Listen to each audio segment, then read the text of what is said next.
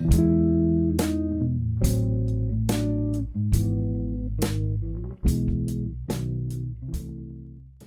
ora, I'm Erin J. Doyle. Welcome to my channel.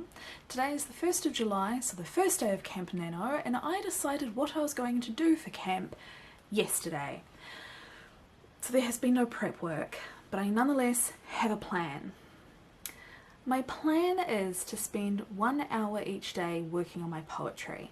So this could be writing something new, it could be editing something old. Whatever the work is, I will be working on poetry for 1 hour.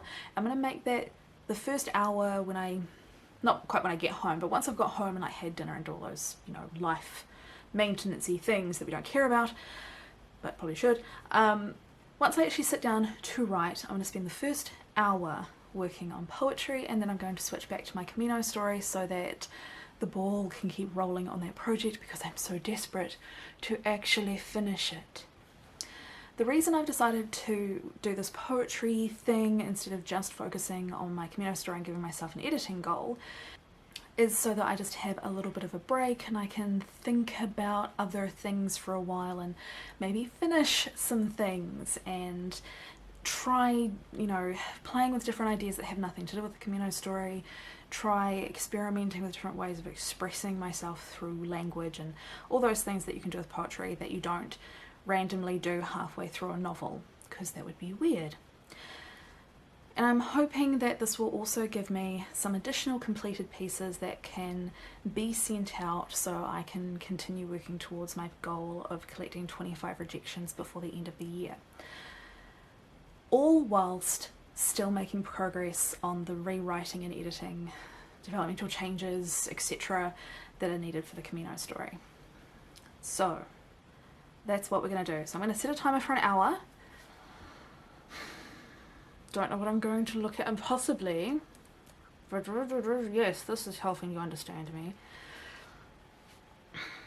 I think the first thing I need to do is go through my various folders of poetry and pick out something to work on.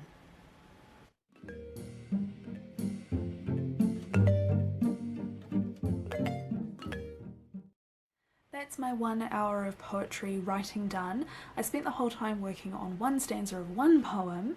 It's a piece that I originally wrote for a poetry slam, and it was actually my first proper slam poem as opposed to sort of a non-slam poem that I took to a poetry slam, if that makes any sense. Like it really works well with the performance element of a slam event. I didn't win, but I did have multiple people come up to me after I had performed and talking about how they related to it, and one person even gave me a small gift. I mean, it was a copy of her own poem, but it was still like, wow, this woman has been so moved by my poetry that she's sharing hers with me, and it was really amazing. And I have attempted to get it published a few times and it keeps getting rejected, and part of the reason for that is that it's very slammy, so I want to make it a little bit more pleasing for the page. And I've been working on this for ages. Something I had previously done was dissect it out into 2 parts, because whilst it worked for a slam event, what was weird about it on the page was that initially it follows a very formulaic numbered system. So it's like, it has the number 12 in the title, and then it's 1, blah blah blah, 2, blah blah blah, 3, da da da. But then at number 11, there's a break from that really set numbered structure, and there's just this really intense like dump of highly upsetting, emotive stuff. And then the final point goes back to 12. The reason I had done this was to essentially mislead. The idea with following a numbered structure with a stated 12 points was to invite the listener to assume that the story was about drug addiction when it's actually not. It's about something which nobody has any sympathy for unless they've experienced it. And I was kind of inviting people to have sympathy, so they're kind of primed for empathy before the reveal at number 11. Not to make drug addiction seem like an unimportant thing or to take away from that.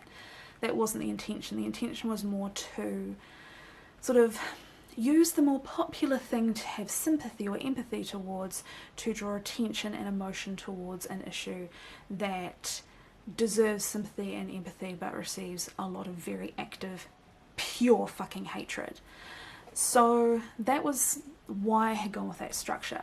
And the big emotive dump moment was to take the reader or listener who had sort of been primed for an empathetic experience from the previous statements and give them this undiluted, this is exactly what it's like, endure it kind of moment. The problem with being on the page was that it was this beautiful, like, set, numbered, short statement thing, and then it was just this big wad of text, and it spilled across 2 pages, which made it visually heavy. So I'm trying to squash it into 1 page. Something I've previously done is take in excess of 90% of that big dump of emotive stuff and put it into an entirely separate poem, which is currently on submission. Hopefully it will fail. The issue is that this does give me a shorter poem that looks nicer on the page, but I've also kind of taken the good stuff.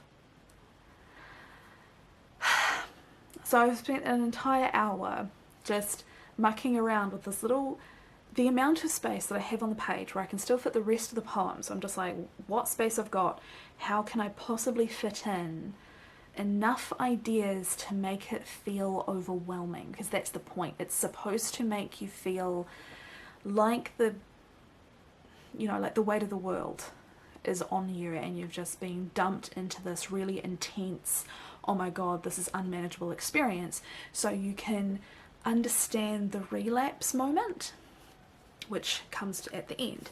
So yeah, it's been unfortunately not an emotive hour. I haven't at any point become upset or tearful, which is actually telling me the language isn't doing its job, even though I've got it onto 1 page. So I think it's safe to say this poem is not finished. It's now Saturday evening, and I haven't written anything since my last little update attempt. I did have a look at what I wrote on Friday, and I made a decision about that poem. Basically, I think it is unusable at this point. I need to come up with some fresh ideas to fix it, so I'm just going to put that one into the unfinished folder and ignore it for however long it takes me to come up with some more thoughts that I can get in that poem. I think the only other option I would have is to take all the pieces that I took out of it out of the poem that I did put them in. So it's kind of, there are words for one really powerful poem, and I have 2 frameworks for those words, and I can't use those same words in both. So the poem that I worked on the 1st is basically a framework without enough words to go in it. So I'm going to put that one aside and not worry about it again for this month and work on something different today. However, given that it is well past the time that this video should have been completed and uploaded, and I have yet to have dinner or write anything, I think the plan is going to have to be that this is going to be the end of this video, and then I'm going to quickly edit it and eat something and write something, and I'll put the blah blah about whatever it is that I write this evening into my next update and hope that kind of works. So I guess this one's going to be brief. If you enjoyed this video, give it a like, and if you're new around here, maybe consider hitting subscribe and ringing that bell so you can stay up to date, and let me know down below how your Camp NaNo is going, if you're taking part, what you're working on, and all that kind of thing. I'd be interested to know. See you next time.